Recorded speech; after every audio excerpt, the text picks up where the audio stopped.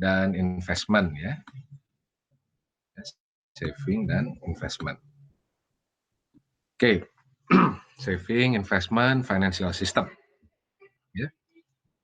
Baik. Ya, jadi di setiap negara ya, di setiap negara itu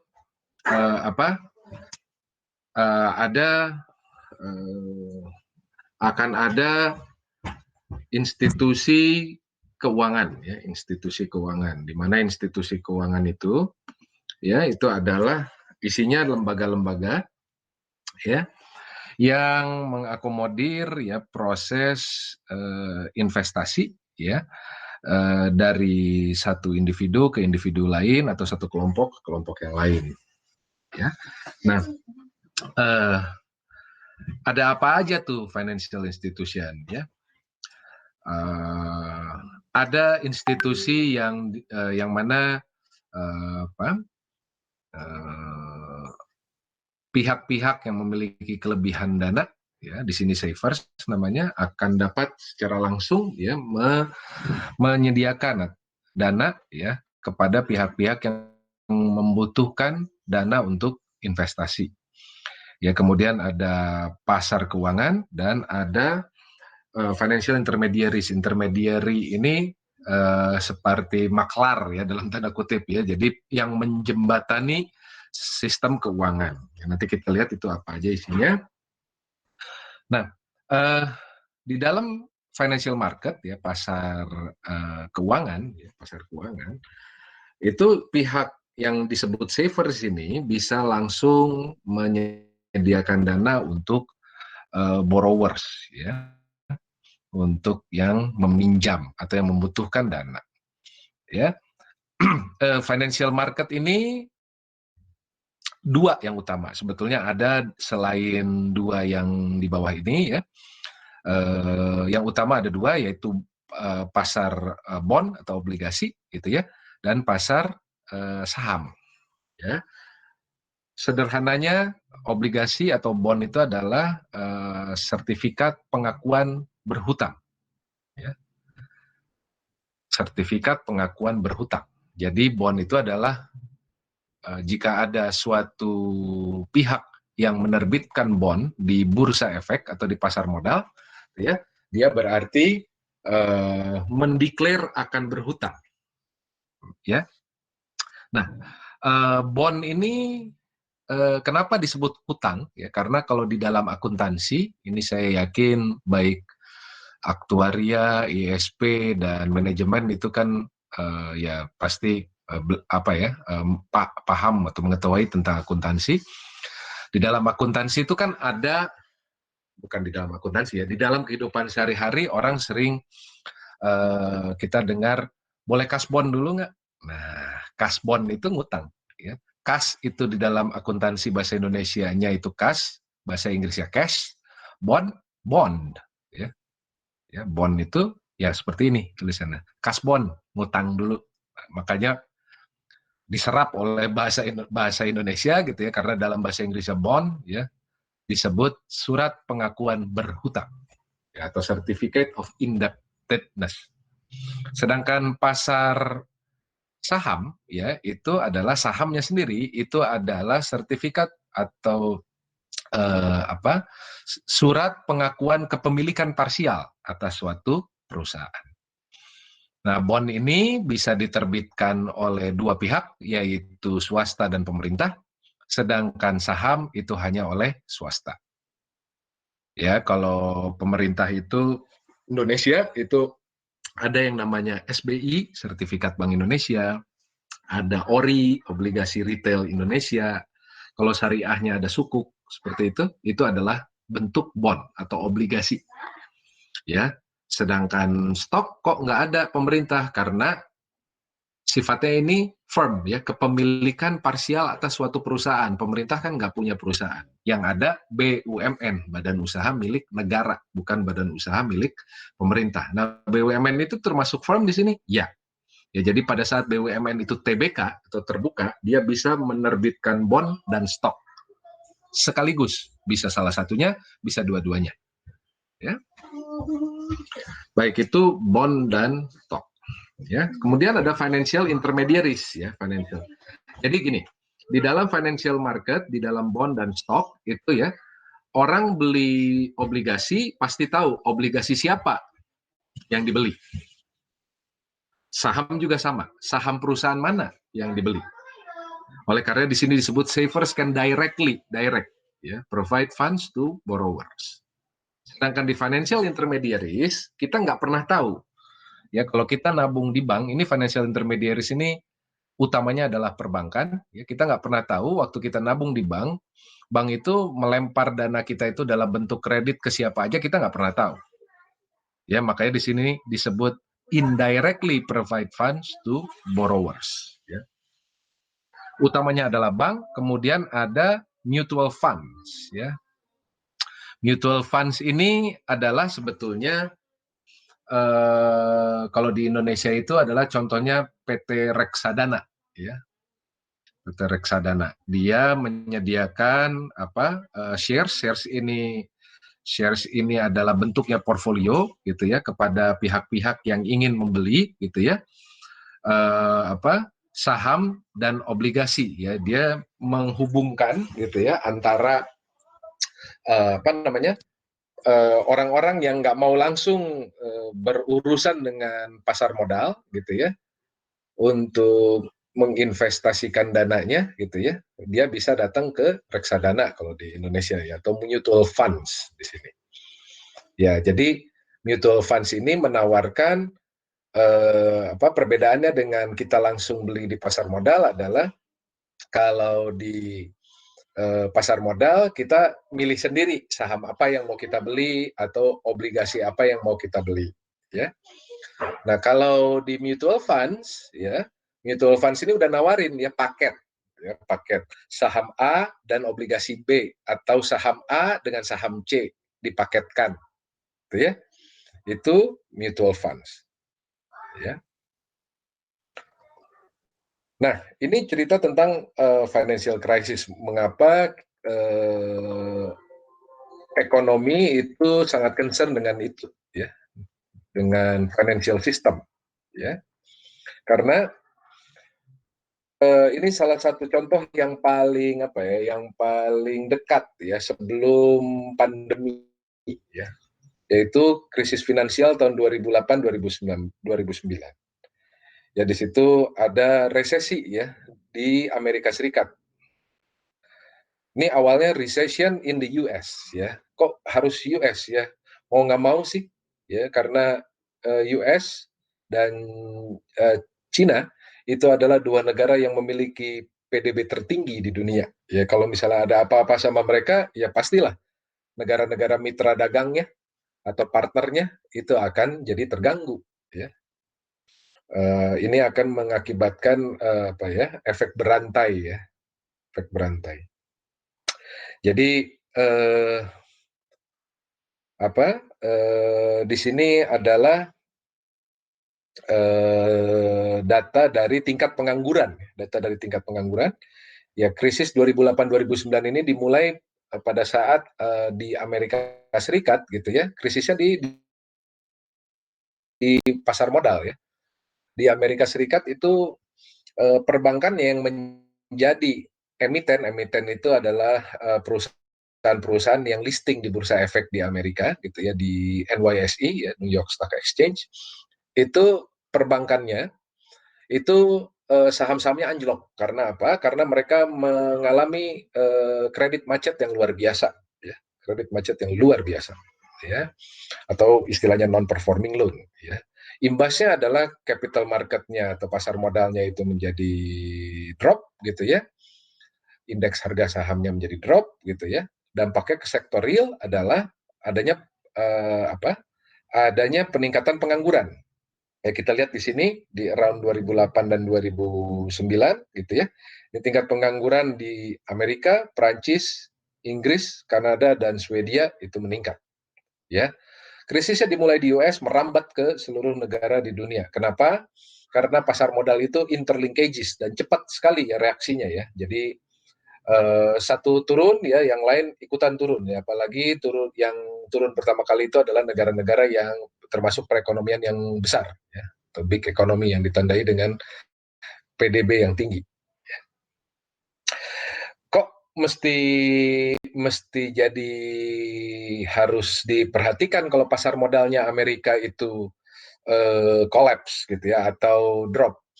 Tentu saja karena mereka perekonomiannya itu sudah fokus di area itu ya. Kalau di Indonesia belum.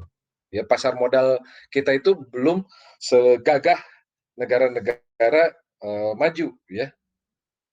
Satu, karena memang itu belum jadi habitnya orang-orang Indonesia gitu ya untuk investasi di pasar modal, jangankan pasar modal ya. Orang ditawarin asuransi aja itu sudah males dengernya. Nah, kalau mereka semuanya, bukan semua ya, hampir seluruh lapisan masyarakatnya sudah bermain gitu ya, atau perekonomiannya sudah relies on atau bergantung kepada kinerja di pasar modalnya. Ya. Apakah suatu saat Indonesia akan ke situ? Pasti, karena itu adalah stage perekonomian yang ya kita bisa bilang paling tinggi ya. Jadi sudah masuk di area digital dan service ya, jasa. Ya. Singapura juga seperti itu ya. Singapura juga seperti itu. Apalagi yang bisa diharapkan oleh Singapura, negaranya lebih kecil daripada Jakarta, mau bikin sawah susah ya. Mau ngegedein mau ngedein area wilayahnya itu harus nguruk laut gitu ya. Ya andalan mereka ya cuma di sini di pasar modal ya, muterin uang di pasar modal. Ya. Kemudian dampaknya ya waktu ada krisis finansial di Amerika, itu yang sering orang sebut sebagai subprime mortgage crisis, ya subprime mortgage. Subprime mortgage itu hipotek kalau bahasa Indonesia. Intinya adalah permasalahan di housing, ya. Jadi ada bubble, ya waktu itu sebelum 2008, 2009, properti itu gila-gilaan di sana, ya di Amerika. Harganya gila-gilaan gitu ya. Bank itu menyediakan kredit bagi orang-orang yang ingin membeli properti itu memang gila-gilaan sekali. Kalau udah bubble kayak balon pecah ya. Jadi perekonomiannya engine-nya overheating. Bayangkan saja mobil atau motor digas terus panas mesinnya ya. Jadi kalau misalnya mau lebih nyaman gitu ya, plus juga irit bahan bakarnya ya, gas itu harus diayun ya, jangan dipaksa ya, jangan dipaksa untuk digas ya. Perekonomian juga sama seperti itu ya. Jadi engine-nya overheating ya, jadi kacau semua. Sama kayak kesehatan manusia juga ya, kalau kita porsir gitu ya bisa sakit ya. Sakitnya nggak datang tiba-tiba ya. Sakitnya itu beberapa periode ke depan ya baru bisa kerasanya. Efeknya adalah harga harga perumahan ya, properti utamanya turun 30% ya. Itu dalam penurunannya ya. Ada insolvensi pangan ya. Yang pertama adalah profitability rumpun, yang kedua liquidity dan solvabilitas.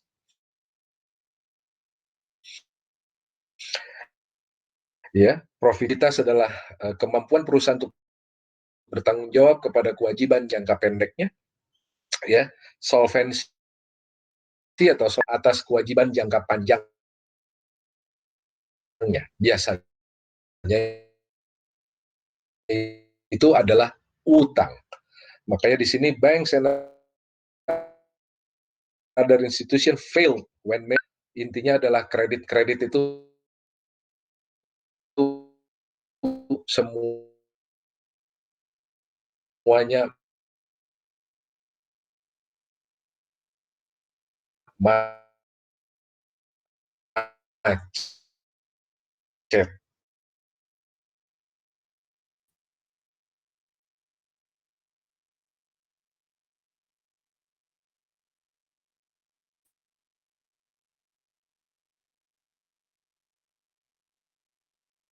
Insolvent, banknya juga insolvent terhadap apa? Karena dia kan muterin uang nasabah.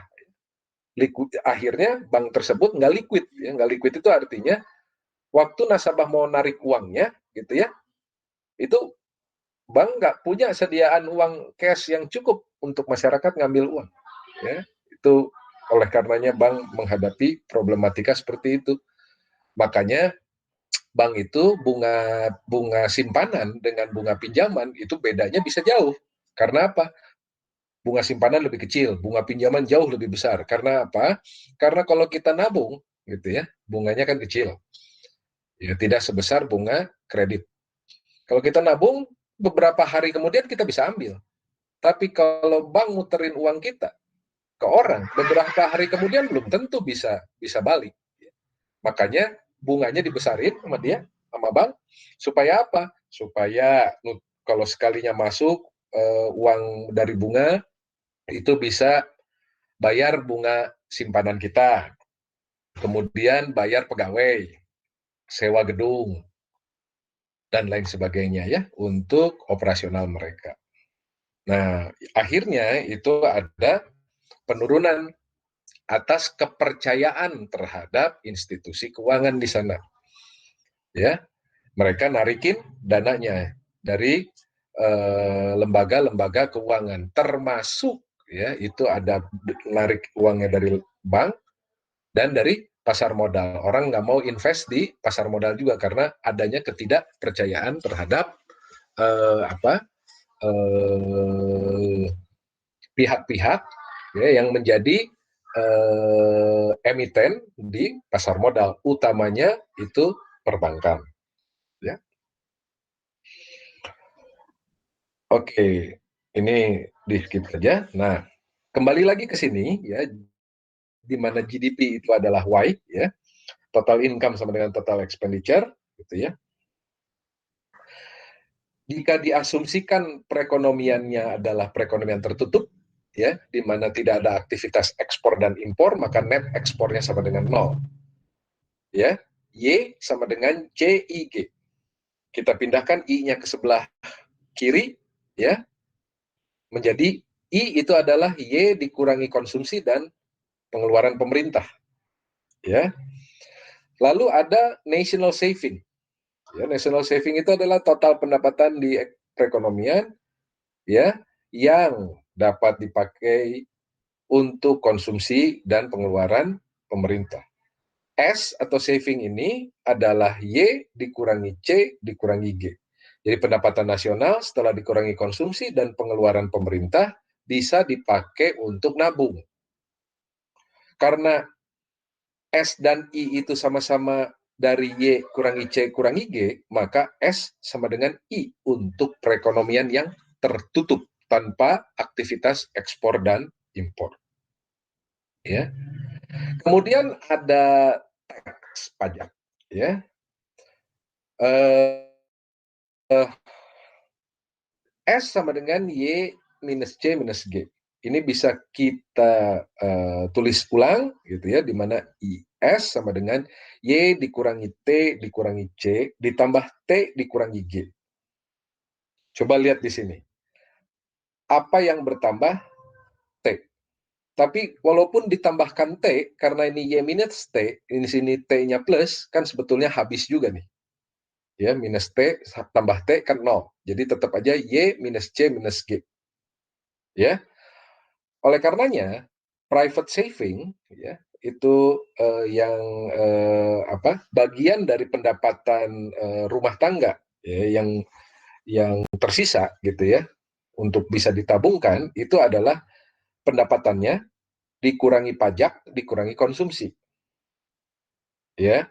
Jadi pendapatan setiap orang itu kan dipotong pajak ya, atau yang sering disebut ada dua ya, PPH, pajak penghasilan atau income tax gitu ya, dan pajak pertambahan nilai atau value added tax, yaitu ada di T ini.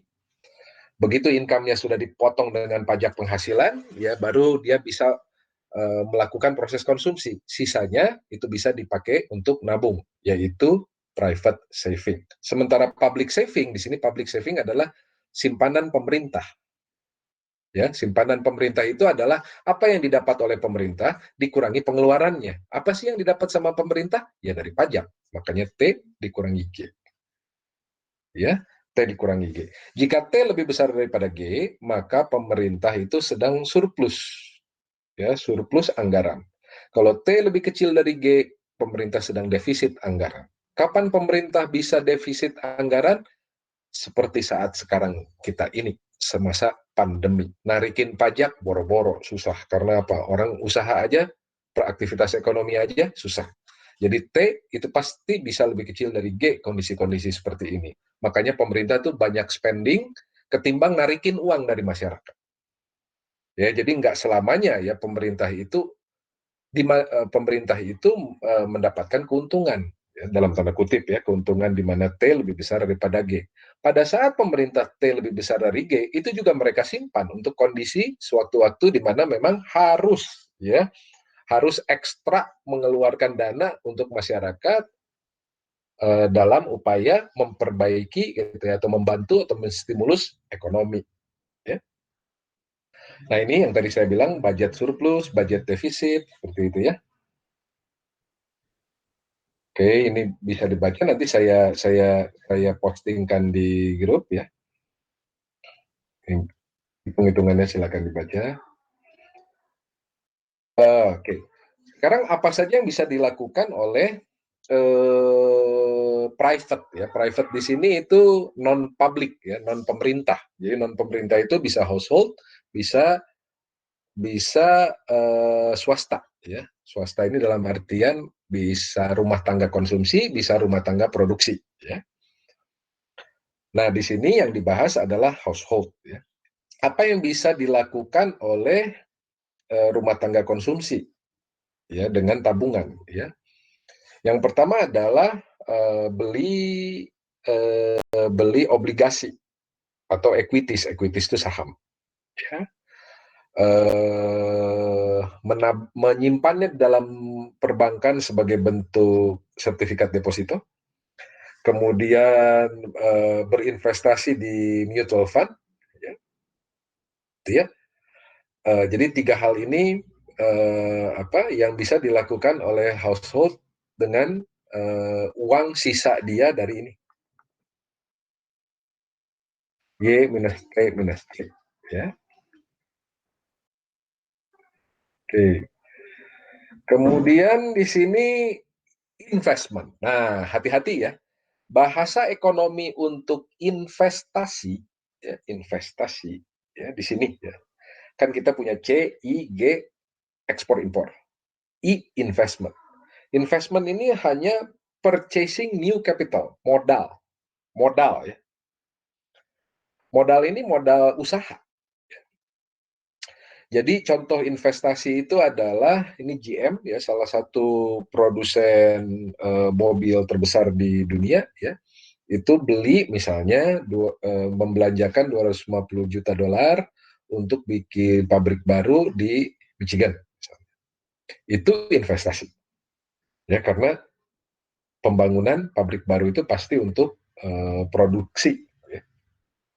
Lalu juga misalnya kita ya beli komputer ya, perangkat komputer untuk menjalankan bisnis kita. Ya macam-macam lah untuk ini apa namanya? Untuk bikin vlog misalnya ya, atau untuk desain grafis ya, itu adalah investasi. Lalu atau juga orang tua ya, kita belanja atau menghabiskan uang di sini contohnya $300.000 untuk memiliki rumah baru. Itu investasi. Jadi investasi itu bukan ya, sekali lagi bukan pembelian saham dan obligasi. Saham dan obligasi ini ya masuknya adalah barang instrumen-instrumen keuangan yang dapat dibeli gitu ya dengan dana tabungan, private saving, sebagai hasil dari Y dikurangi T dikurangi C. Jika tabungan kita itu kita belanjakan untuk beli saham dan obligasi, lalu nabung di bank gitu ya, itu bukan termasuk investment di dalam ekonomi. Ya, jadi mohon bedakan investasi bahasanya economics gitu ya dengan investasinya bahasa keuangan, ya itu berbeda ya. Ada saving, ada investment, ya. Jadi kalau investment itu segala sesuatu yang sifatnya produktif. Coba bikin pabrik pasti produktif. Beli peralatan komputer untuk mendukung bisnis pasti produktif. Beli beli apa namanya? Beli rumah baru produktif. Kenapa produktif? Karena rumah itu eh, harganya apresiasi ya. Rumah, tanah. Kalau ini beli saham maupun obligasi, harganya bisa naik atau turun. Ya, harganya bisa naik atau turun. Lalu deposito, ya deposito nggak produktif. Kenapa kok nggak produktif? Ya, kita cuma tinggal nyimpen uang aja, terus habis itu dananya ada. Gitu ya. Kita dapat bunga. Kita ngerjain apa? Nggak ngerjain apa-apa kita. Ya, cuma tinggal ditip-tipin ke bank, kita dapat bunga. Itu nggak produktif. Tapi kalau ini, semuanya produktif. Karena apa? Karena kita melakukan proses produksi di sini. Ya, oke, jadi mohon diingat, investment itu di dalam economics itu bukan pembelian saham dan obligasi. Ya. Ini tidak perlu, yang ini tidak perlu ya, loanable funds. Ini juga tidak. Yang ini saja ya, untuk lebih mempermudah market for loanable funds ya. Coba lihat di sini, ini adalah penawaran dari dana untuk bisa dipinjam oleh masyarakat ya dari perbankan tentunya. Sumbu tegaknya adalah tingkat suku bunga. Sumbu mendatarnya adalah loanable funds. Nah, ini saya agak sulit juga ya karena yang dari manajemen nggak dapat PIE mikro ya. Tapi SMA-nya pada dapat kan ekonomi? Dapat, Pak. Dapat ya? Masih ingat kan ya? Demand supply itu kan sumbu tegaknya adalah P, harga, gitu ya, price. Sumbu mendatarnya Q, quantity, kan ya. Nah, ini harga dari ya kredit yang dapat disalurkan ke masyarakat itu adalah bunga. Semakin tinggi bunganya, gitu ya, semakin tinggi bunganya akan semakin punya willingness ya perbankan nasional itu untuk menyalurkan kredit. Karena apa? Mereka dapat insentif lebih banyak. Sama kan dengan kurva penawaran pada barang biasa. Ini harga barang, interest di sini ya, harga barang, ini kuantitas barang yang di bawah. Semakin tinggi harga barangnya akan semakin banyak yang bersedia ditawarkan oleh produsen. Sama ini juga, ya. Semakin tinggi harga dari loanable funds-nya, yaitu tingkat suku bunga, maka akan semakin tinggi juga loanable funds. Ya. Plus juga apa? Ya, ini kan sediaan uang. Ya. Loanable funds ini kan datangnya dari uang masyarakat yang disimpan dalam bentuk DPK, dana pihak ketiga, ada tabungan, giro, dan deposito. Kalau bunganya naik, gitu ya, insentif bagi masyarakat untuk menabung itu akan menjadi makin tinggi. Oleh karenanya, pooling fund yang dana yang bisa dikumpulkan oleh perbankan jadi makin gede juga. Ya, oleh karenanya supply loanable funds-nya meningkat. Ya. Ada pertanyaan dulu nggak yang di sini? Pak, mau tanya Pak. Mau tanya yang itu,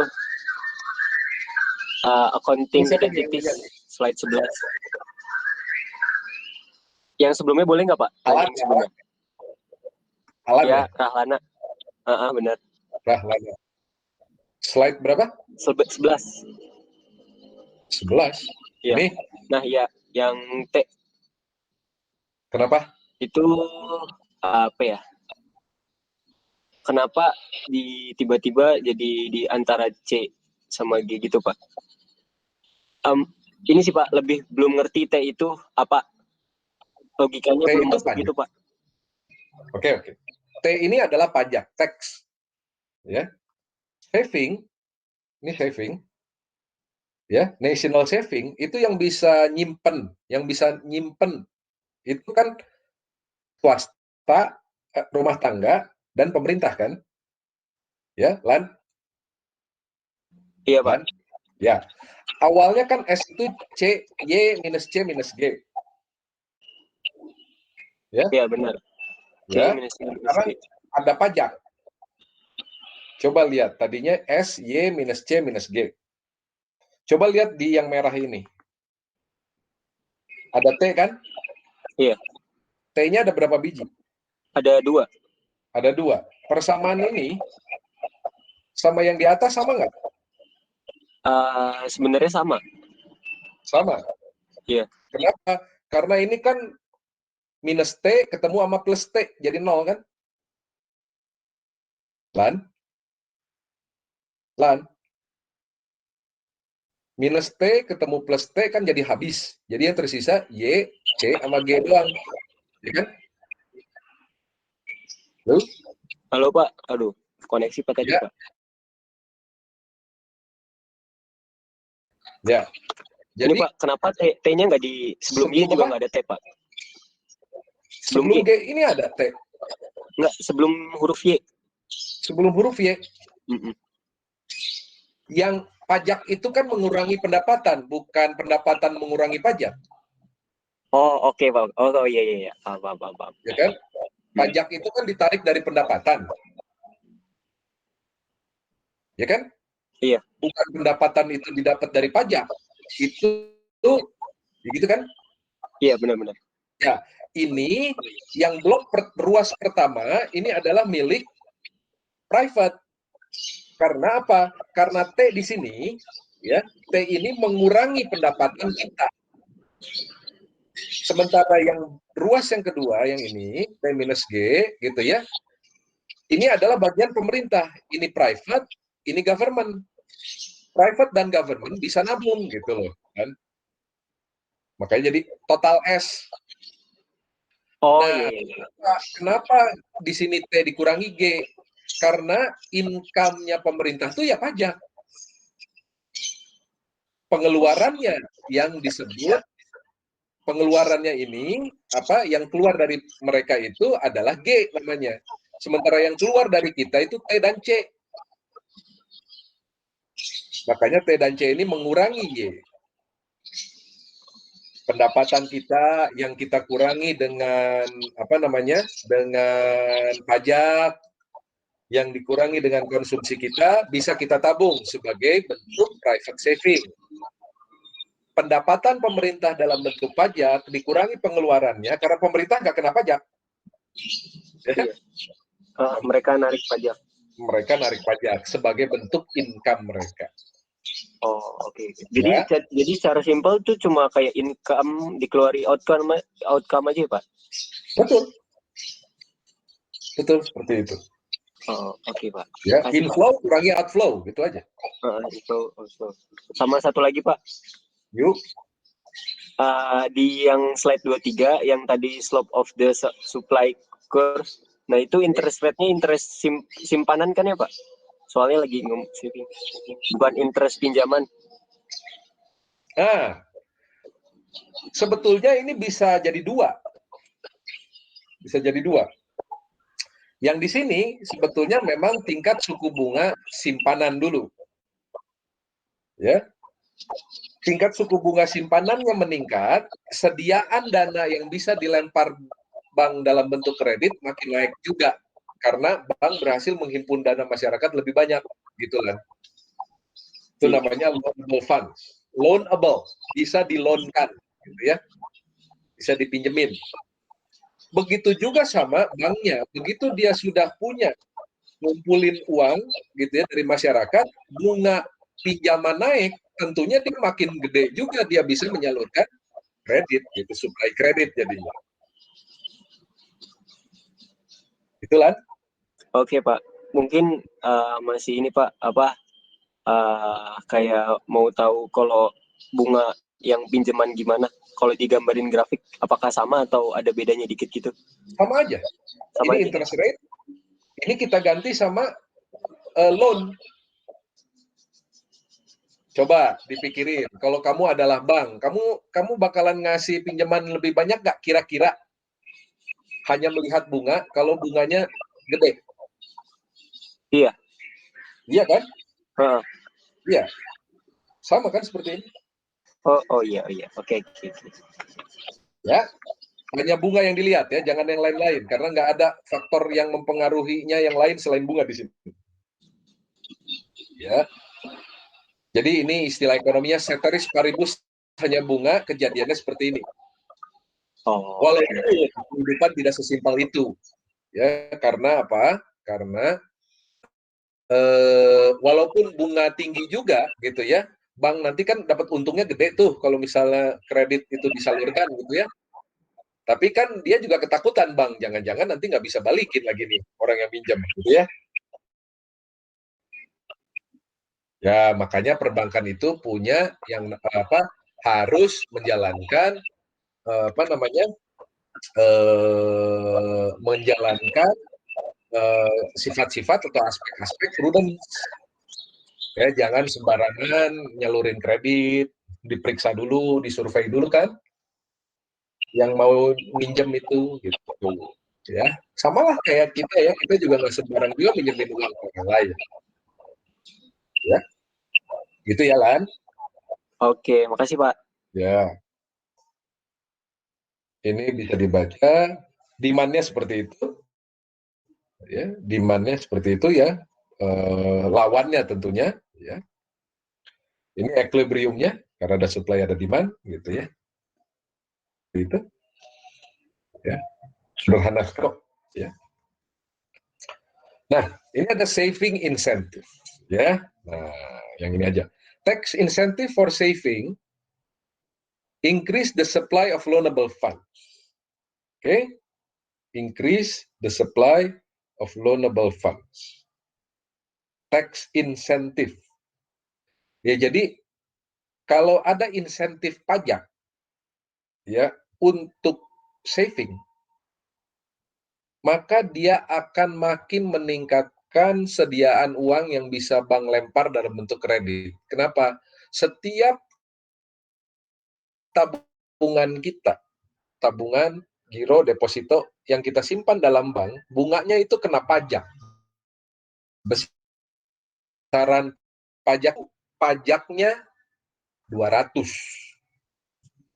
perak. Kalau misalnya kalian mau coba-coba perhatiin deh.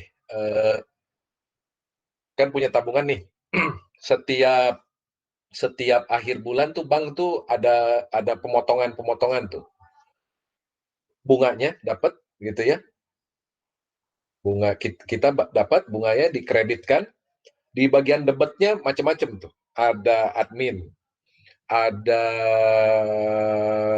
ongkos kartu, ya tergantung jenis kartunya ya. Makin tinggi kartunya makin jauh dari silver gitu ya, silver, gold, platinum, apalah macam-macam itu makin tinggi biaya administrasinya. Sama pajak atas bunga. Coba kalian lihat, ya iseng-iseng aja, buku tabungan atau pakai mobile banking gitu ya. Uang kita itu sebenarnya kalau yang ditabungin itu nggak besar, ya, itu habis itu dimakan admin bank. Ya, berapa sih bunga bank sekarang di Indonesia gitu ya? Ini saya stop sharing dulu. Saya kasih lihat Excel.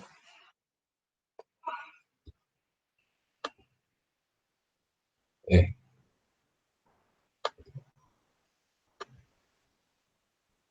Ini.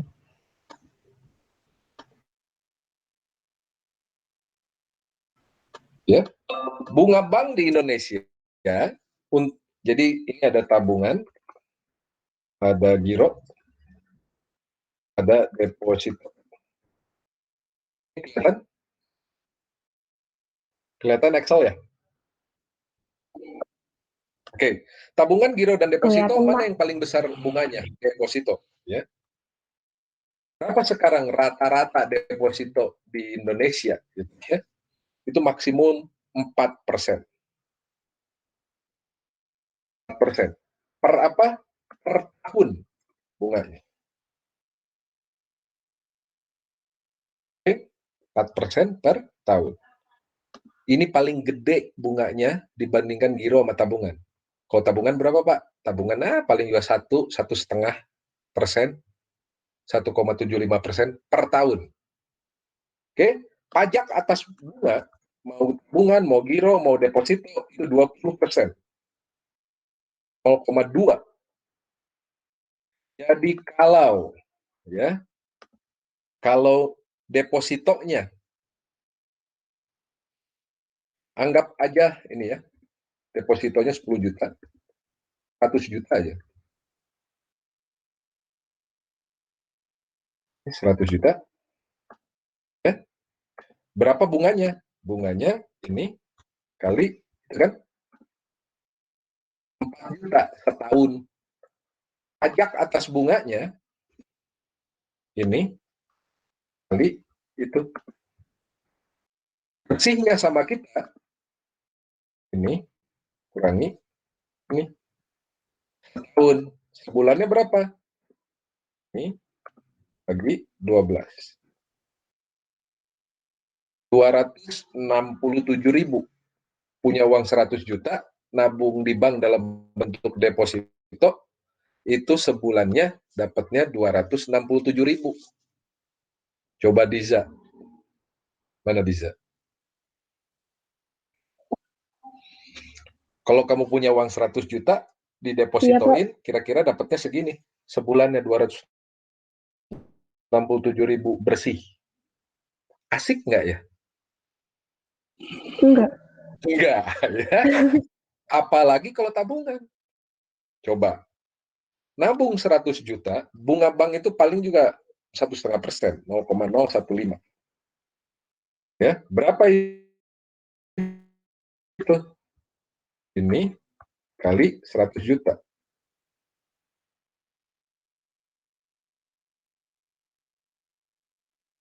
Ya, 1.500.000.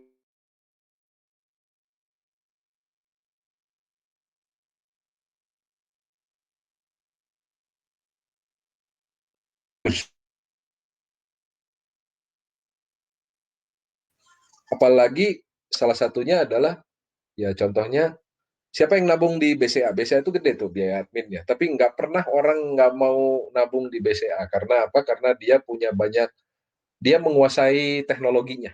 Ya, ya akhirnya kalau dia lebih keren, dia pasti lebih jual mahal. Ini 25.000 nih bisa habis nih sama admin. Admin apa aja isinya? Biaya bulanan, ya misalnya 10.000. Kartu itu minimal yang gold itu 15.000 tuh. 25.000 dipotong 10.000 sama 15.000, habis. Punya uangnya 100 juta. Jadi kalau punya uang 100 juta jangan ditabung. Mendingan apa? Di deposito. Supaya apa? Supaya nggak kena admin-admin kayak begini. Kalau deposito nggak ada adminnya. Kalau giro itu di antara tabungan dan deposito. Ya, di antara tabungan dan deposito. Tapi bunganya bisa lebih kecil dari tabungan, tapi nggak pernah mungkin lebih besar. Jangankan lebih besar ya, sama aja sama deposito nggak pernah. Giro ini disebut dana murahnya bang. Dana murah. Dana murah ini artinya bank itu kalau misalnya ada yang nyimpan dalam bentuk giro, itu dia senang banget karena bunganya kecil, kecil banget. Kenapa? Karena giro ini bisa ditarik sewaktu-waktu. Hampir mirip dengan tabungan, tapi deposito nggak boleh ditarik sewaktu-waktu karena ada perjanjiannya. Jatuh temponya itu 1 di Indonesia ya, 3, 6, 12, dan 24 bulan. Jadi kalau misalnya kita ngambilnya yang 24 bulan gitu ya, tiap 24 bulan sekali baru bisa kita cairin. Oh, berarti yang 1 bulan aja. Nah, iya yang 1 bulan mah bunganya lebih kecil dari ini. Itu aja terus ya. Karena apa? Tiap bulan dikorekin sama kita. Tapi kalau biasanya kalau sudah punya deposito, itu uangnya uang diem buat hari tua biasanya. Ekspektasinya jangka panjang ya. Jadi kalau misalnya itu nyimpan dalam bentuk tabungan gitu ya, itu dalam bentuk tabungan itu ya yang bisa kita tarik lewat ATM aja. Seperti itu. Oke, ada yang mau ditanyakan dulu?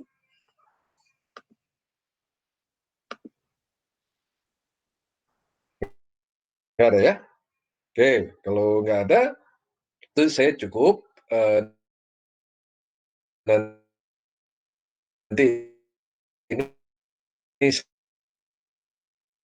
saya kalau kita ketemu lagi minggu depan, ya kalau jamnya nanti pasti saya kasih tahu di grup deh. Ya, mungkin itu dulu. Ya, terima kasih. Ya, selamat sore. Wassalamualaikum warahmatullahi wabarakatuh. Semoga sehat selalu ya. Waalaikumsalam warahmatullahi wabarakatuh. Waalaikumsalam warahmatullahi wabarakatuh. Terima kasih, Pak. Terima kasih, Pak. Sama-sama. Terima kasih, Pak. Mas.